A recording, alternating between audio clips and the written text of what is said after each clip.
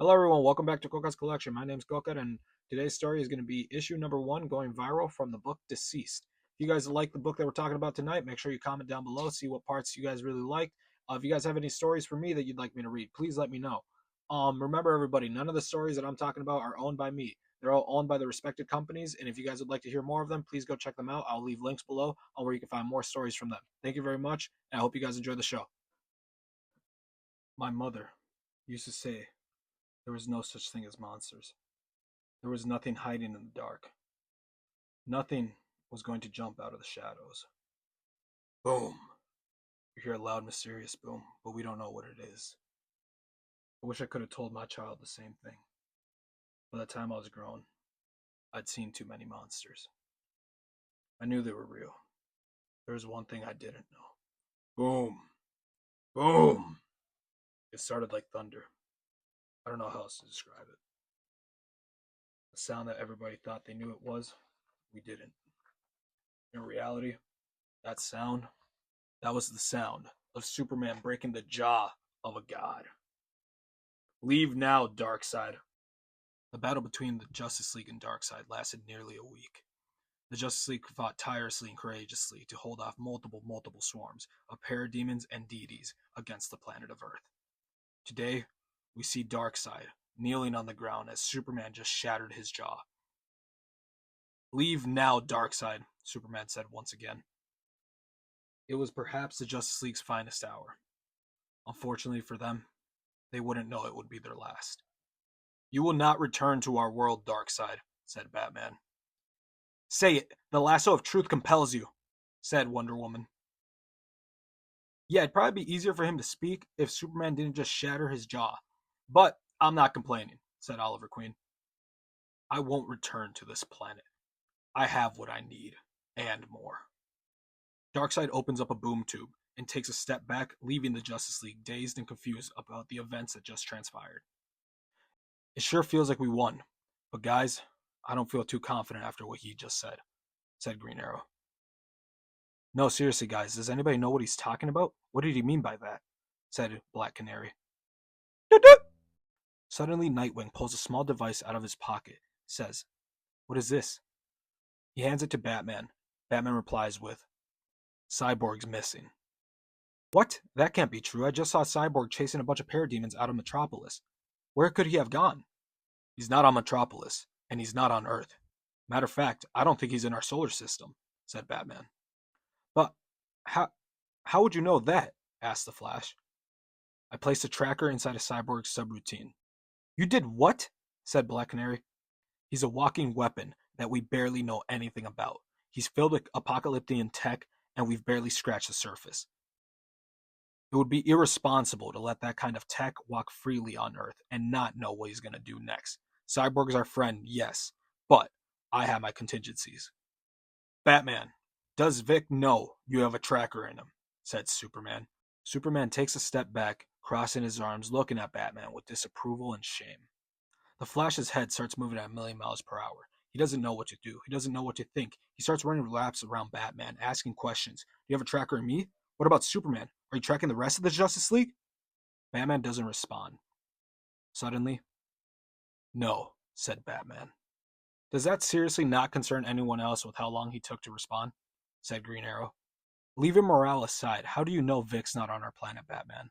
Said Wonder Woman. I have a 2 light-year reach in Vic's tracker. He's not in our solar system. Then where did Vic go? Asked the Flash. We suddenly are taken to the planet of Apocalypse. We see the planet glowing red with hate, with smoke emitting from every angle. We see Desaad at his workbench, tinkering with something, but we don't know what. Then all we hear from Desaad? The anti-life equation. Do you know of it, Metal Man? We finally see who he's talking to. He's talking to Cyborg. He has Victor restrained with spikes in his arms and legs. We see Vic's restrained down to a table, with spikes locking in his arms and legs to the table so he can't move freely. No, said Cyborg. It is the end of all living things. He who controls it will have full domination of the planets and universe. How about you stop trying to kink shame me and tell me what this is really about? The almighty Darkseid already has half the anti-life equation. He traveled the cosmos to go to your Earth just to get the other half of the anti-life equation. And of course, Cyborg. Darkseid always gets what he wants. Then, then where is it? Asks Cyborg. Before Desaad responds, we hear him say, Almighty Darkseid. Darkseid enters the room holding a mother box in his left hand. It's in you, Cyborg, said Darkseid. were you just standing there trying to make a dramatic entrance? Desaad, my patience is running thin. Remove his tongue. Without hesitation, Desaad reaches into Cyborg's mouth, ripping apart his tongue and making sure he cannot speak anymore. We see Cyborg trying to struggle and stop Desaad, but he can't with the restraints to his arms and legs. All he can do is sit there and suffer as Desaad removes his tongue. We must merge your half of the mother box into Cyborg to get the other piece of the anti-life equation. I have to tell you one concern, Darkseid. The way that we're doing this, merging the physical and the digital life, is very unsound. If we lose Cyborg, we will lose our half of the anti-life equation and his. We mustn't be sloppy and make sure we do this right. And your dream of being the ultimate dominator would be lost. We must do this right, Darkseid. Then we must control Victor's end. I will call upon death. Darkseid called, and from a mysterious side of the universe, a portal opens as we see Black Racer run through the portal. He lunges at Darkseid, going for a kill, but Darkseid reaches out and chokes him before he can even get him. Black Racer, I have needs for you. We see Darkseid choking the life of Black Racer. He throws him to Desaad, and Desaad starts messing with Black Racer, pulling out little pieces and parts from his body and merging it with Cyborg. All of a sudden, we see the device on Cyborg's left arm start glowing with black goo. Then, Cyborg starts screaming in pain. What Darkseid failed to see, though, was that he changed the equation. It wasn't the equation he was given. He changed it and merged it with death. Something wasn't right here. Something was about to go very wrong. Darkseid takes a step back, chuckling at his victory. But before he could finish his laugh, he screams in pain and agony and starts ripping at his face, growling towards himself. Desaad is confused and looks back, not knowing what is going on with his leader. As Black Racer finally catches his breath and gets back up, he realizes. He starts giggling to himself. Oh yes, this is a perfect night for a god to die, said Black Racer. But before Black Racer could even finish his thought, Darkseid lunged towards him, punching a hole through his chest. Black Racer is no more. Desaad, realizing his mistake, seeing his leader now corrupted by the anti-life equation, he opens up a boom tube, sending Cyborg back through the portal, making sure he is not here anymore. If Cyborg dies, the anti-life equation will forever be lost. As Desaad finishes teleporting Vic away, Darkseid had already ran out and leaped into the core of the planet. Desaad runs out trying to catch up with him, but he's no chance. He sees Darkseid leap into the core, not knowing what would happen. Oh no. Darkseid is... BOOM! Darkseid was. We see the planet of Apocalypse explode, leaving no survivors, killing all inhabitants. But what about Cyborg? Where did he go? Suddenly, we're taken back to the streets of Metropolis. We see Cyborg falling through a boom tube in the open streets of the city. We see a bunch of civilians wandering around enjoying their night. It is a bright sunny day for them, not knowing to be the last sun they'd see. The second Cyborg entered Earth's atmosphere. His systems reconnected with the global Wi-Fi. The anti-life equation leaped from patient zero to the internet. Cyborg, in a panic, tried disconnecting his systems before they could connect, but it was too late. Cyborg tried screaming out to warn them, but his tongue was still gone. All of a sudden, we see a fan go up to Cyborg, excited to meet his favorite hero. But as the fan gets closer, he goes to pull out his phone and take a picture. We see his screen glow red. Then suddenly, the man starts ripping at himself, ripping at his face, charging at the man to his left, eating, taking bites out of others. Then Cyborg looks around helplessly, seeing that everybody else's screens are turning red. Everyone's turned into these mindless monsters. He doesn't know what to do. Cyborg is overwhelmed with the fear. He's overwhelmed with fear. He sees a bunch of civilians attacking one another, not knowing why. He doesn't know what the anti-life equation. He doesn't fully understand it yet. He tried so hard to make sure his connection didn't connect back to the Wi-Fi. Any firewall that he put up didn't matter. It was too late. That 1 second where his systems connected back online meant the end for our planet. The people of Metropolis were now enslaved to the anti-life equation. We're now taken to the home of Scott Free and Big Barbara. I appreciate you wanting to help your friend, But if Cyborg is truly being held on Apocalypse, I'm your best shot, Superman, said Scott Free. So you'll go, Scott, right? Yes, Superman, I'll go. Oh, thank you. Wait, do you hear that? Hear what, Superman? Screaming, said Superman. Without a second guess, Superman flies out of the window of Big Barbara and Scott Free's home. He doesn't realize what those screamings are coming from, but soon he'll learn. Superman flies over the streets of Metropolis, going closer and closer to the screams, but he's confused. He hears them from everywhere, not just one direction. It's the whole world. The whole world's screaming. Then Superman finally looks down. He sees the people of Metropolis attacking one another. It's not a normal fight. It's not a normal battle. These are monsters now. People eating one another, attacking one another. He's lost and confused. Then, suddenly in a wave of panic, Superman can only think of one thing. No. Lois! John! Superman takes off at Mach speeds, flying to his home, not knowing if his family's safe. Suddenly, we're taken to the apartment of Clark Kent and Lois. Unknown to them, though, we see Damian and John relaxing, playing some video games. Lois is seen looking around her apartment, frantically looking for something. We don't know what yet, but she's ripping apart the couch, looking around the kitchen. Can't find what she's looking for.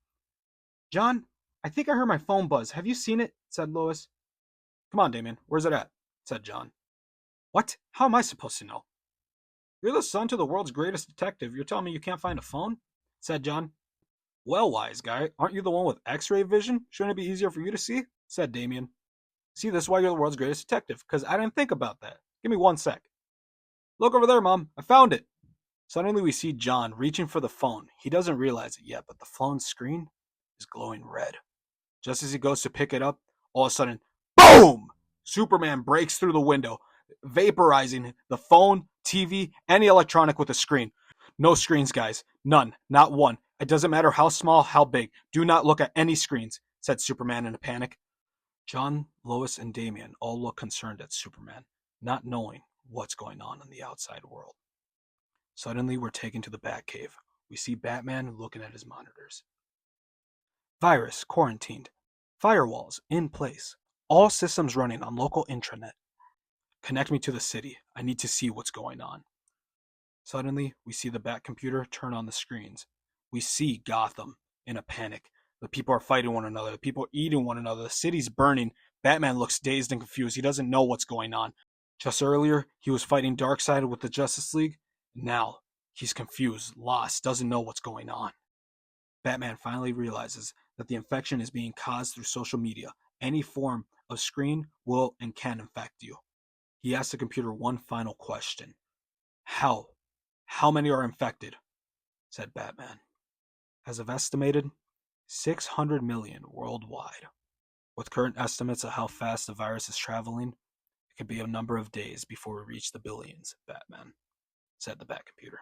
As Batman finishes running his test, he pauses and stops. Wait. No. Has the connection to the house been disabled? No, says the Bat computer. Damn it, activate the EMP at once. We see the manor glowing like normal. Business as usual, looking like everybody's enjoying their night. Suddenly a green hue is thrown over the whole building. And whoosh. All lights, all connection to the house has been lost. We see the manor now go black as an eerie silence fills the void of the light that vanished from the house. We now travel back to the apartment of Clark Kent and Lois. How do we help? Said Lois. I need to assemble the Justice League, said Superman. Clark, look out there, please, baby. What if they're not there anymore? What if the League's gone? Said Lois. Guys, he's not answering. Batman always answers, says Damian, concerned looking at his bat radio, trying to get in contact with his father, but hasn't received anything. Lois takes a knee to comfort Damian. Damian, your dad's gonna be okay. What we can hear so far, it sounds like the infection started through social media. And, luckily for your dad, he's not a very social person, says Damian with a chuckle. Exactly, says Superman. But look out there. It looks like the world's ending, as he takes a glance at the burning city and hears the screams of the people. Damian, your father has contingencies planned for every scenario, including the end of the world. Nothing on this planet will stop your father from reaching out to you. Just give him time. He's gonna be okay. I've learned to never underestimate your father. Dick! Tim! Alfred! We are now taken back to Wayne Manor as we see Batman running through the halls of the empty house, not knowing where his family is, not knowing if they're safe. Then suddenly, Master Bruce! We hear Alfred scream out from the kitchen. We don't know what's happening. Batman uses all his energy to get to the kitchen as fast as he can to try to help his father. It's not his father, but the man that raised him. His children. He doesn't know what's happening to his boys. He doesn't know. He hopes and prays that they're okay. Alfred, I'm coming! Yells out Batman. Alfred, what is it? We see Batman reach the kitchen as Alfred's holding a butcher knife, holding back his dead son. He doesn't want to harm him, but that's not Nightwing. That's not Dick. Suddenly, Dick gives a big growl towards Alfred and Batman and lunges towards Alfred. Batman swiftly swings at his son, not wanting to hurt him, trying to restrain him. But then, as Batman's trying to restrain Nightwing, we see an undead Tim Drake. Batman lost another son. Alfred lost another son. But before Alfred could warn Batman, Tim lunges at Batman, taking a bite out of his left arm. That makes Batman weak. Nightwing then bites into Batman's neck. Alfred, you have to run! Run!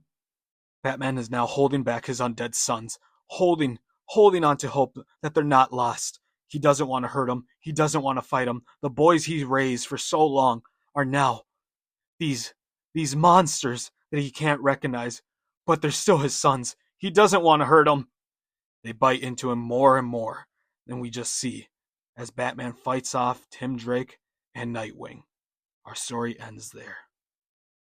Alright guys, I hope you enjoyed today's story. Remember, that was from DC Deceased, issue number 1, going viral. Hope you guys enjoyed it as much as I did.